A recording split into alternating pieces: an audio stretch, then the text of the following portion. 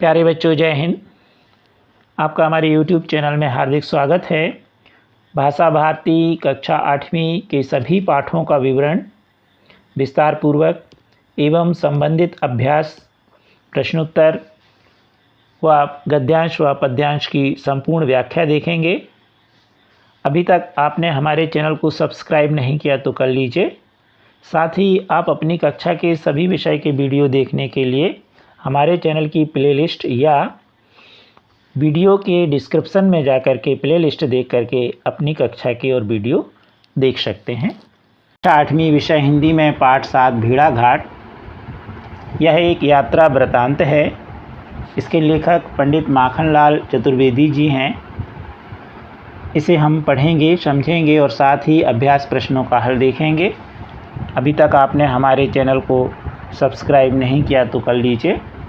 पाठ 7 भीड़ा घाट। वैसे आप में से बहुत सारे बच्चों ने भीड़ा घाट या अन्य किसी जलप्रपात को देखा होगा, तो आपको बहुत अच्छा लगा होगा उसका प्राकृतिक सौंदर्य। तो यहाँ पर भीड़ा घाट के प्राकृतिक सौंदर्य के वर्णन के बारे में बताया गया है। लेखक ने सन 1914 में पहली बार भीड़ा घाट देखने का उन्हें अवसर मिला। वो जबलपुर में रहते थे। ग्वारी घाट और तिलवारा घाट तो वो घूम चुके थे, परंतु भीड़ा घाट नहीं गए थे। भीड़ा घाट जबलपुर से लगभग 13 मील दूर है। यहाँ पर आप देख रहे हैं, यह एक चित्र है। दोनों तरफ संगमरमर की चट्टानें हैं और नर्मदा जी बीचों बीच बह रही हैं।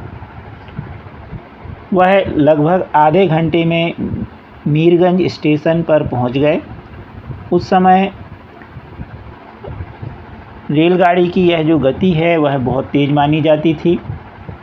2-3 अंग्रेज़ अपने खानसामे के साथ भीड़ा घाट जाने के लिए मीरगंज स्टेशन पर उतरे, यानी उनके साथ उस स्टेशन पर 2-3 अंग्रेज़ भी उतरे। नर्मदा नदी के भीड़ा घाट तक कच्ची सड़क थी। नर्मदा नदी अमरकंटक से निकलती हैं, ये आप सब जानते हैं। नर्मदा का प्रवाह 800 मील तक बहता है, परंतु लगभग वहाँ से उद्गम स्थान अमरकंटक से 144 मीटर की ही दूरी पर भीड़ा घाट है।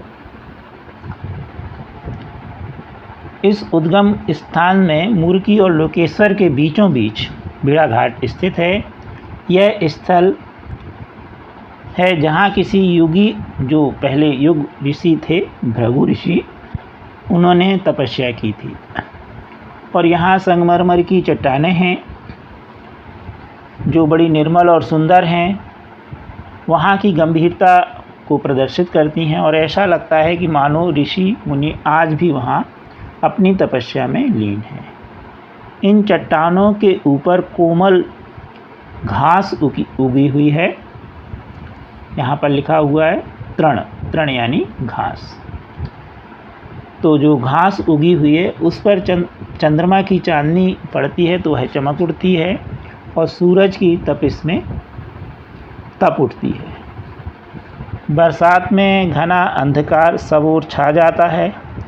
लेखक को यहाँ के सौंदर्य ने बहुत अधिक प्रभावित किया। नर्मदा जी में धुआंधार जलप्रपात बनता है। जब नर्मदा जी बहुत ऊंचाई से गिरती हैं तो वहाँ पर धुआंधार जलप्रपात बनता है और इस चित्र में आप देख रहे हैं, यह धुआंधार जलप्रपात के नाम से भी जाना जाता है। लेखक ने गौरी शंकर और 64 योगिनियों के मंदिर को भी देखा। इसके समीप ही दूध धारा को देखकर लेखक चमत्कृत हो उठे, यानी चमत्कृत मतलब बड़े प्रसन्न हुए, बड़ा उनको आश्चर्य प्रकट हुआ।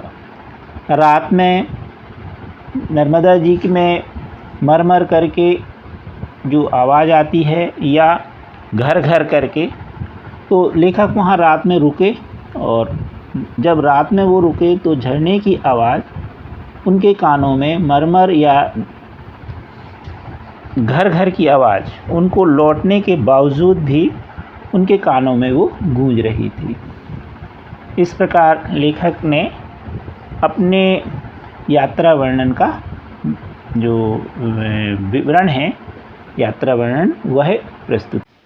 आप अपनी कक्षा के सभी विषय के वीडियो देखने के लिए चैनल के प्लेलिस्ट में जाने के लिए आप वीडियो से ही जहां मोर लिखा है डिस्क्रिप्शन में, यहां पर आप चले जाएं। जैसे ही आप जाएंगे तो इस तरह से यह पेज खुल जाएगा। पुनः आप मोर पर क्लिक कर दीजिए तो ये आपकी कक्षा के सभी विषय की प्लेलिस्ट आ गई है।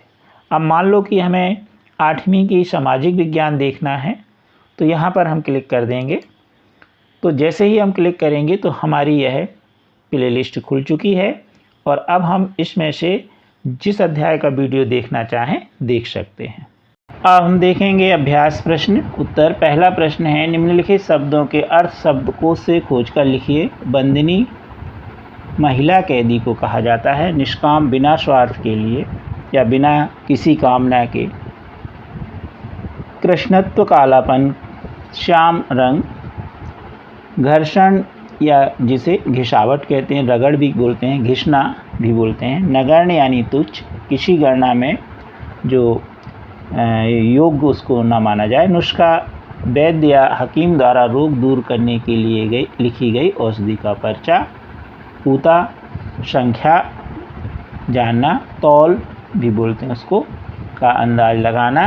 तृण यानी तिनका और कोमल यानी घास, कोमल तृण। प्रश्न दूसरा है, निम्नलिखित प्रश्नों के उत्तर संक्षेप में लिखिए। भेड़ाघाट जबलपुर से कितने मील दूर है? तो भेड़ाघाट जबलपुर से 13 मील दूर है। गौरी शंकर मंदिर किसने बनवाया था? तो गौरी शंकर मंदिर त्रिपुरी राजघराने के महाराज करणदेव की महारानी अल्हणा देवी ने संवत 1155 या 1156 विक्रमी संवत में बनवाया। इस प्रकार इसका निर्माण 850 वर्ष पूर्व किया गया। दूध धारा किसे कहते हैं? तो दूध धारा संगमरमरी चट्टानों पर से जब नर्मदा का जल बहता है तो वह घर्षण के कारण धुआंधार झरने से पानी गिरता है तो वह दूध जैसा दिखाई पड़ता है, इसलिए उसे दूध धारा कहते हैं।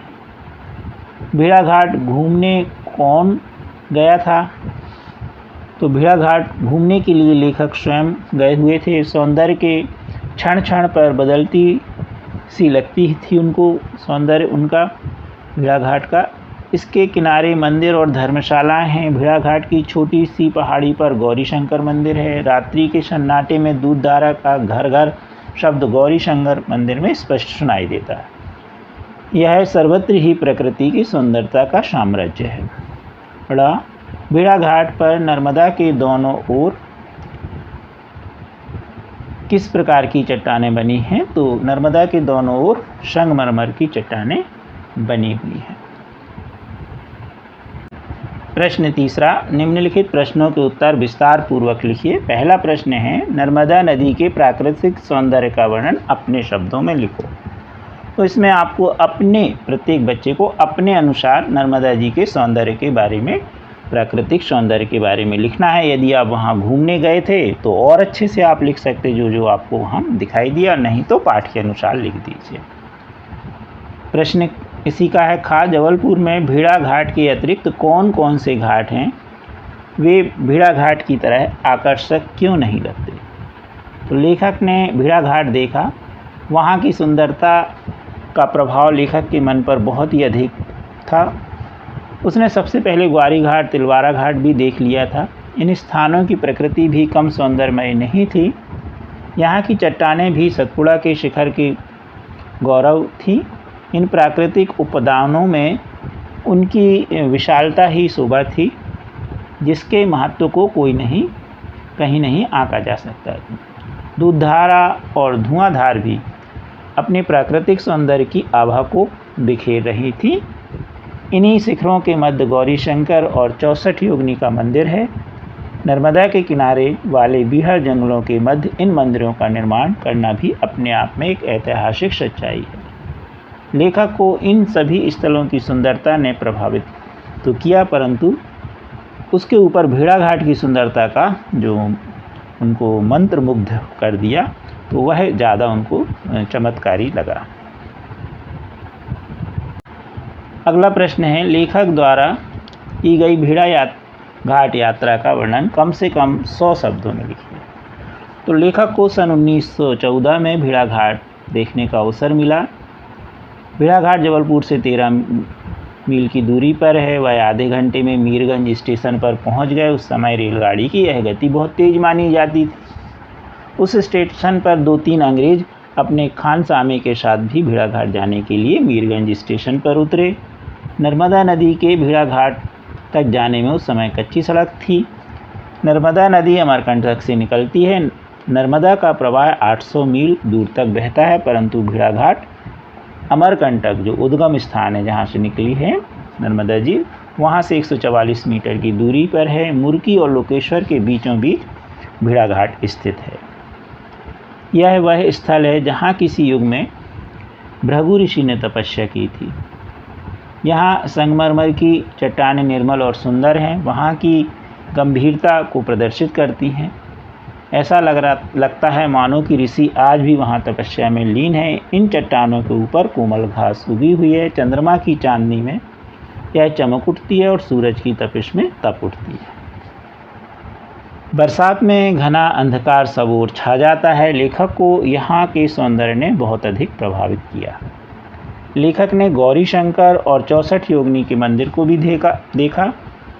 इसके समीप ही दूध धारा को देखकर लेखक बहुत चमत्कृत हो उठे।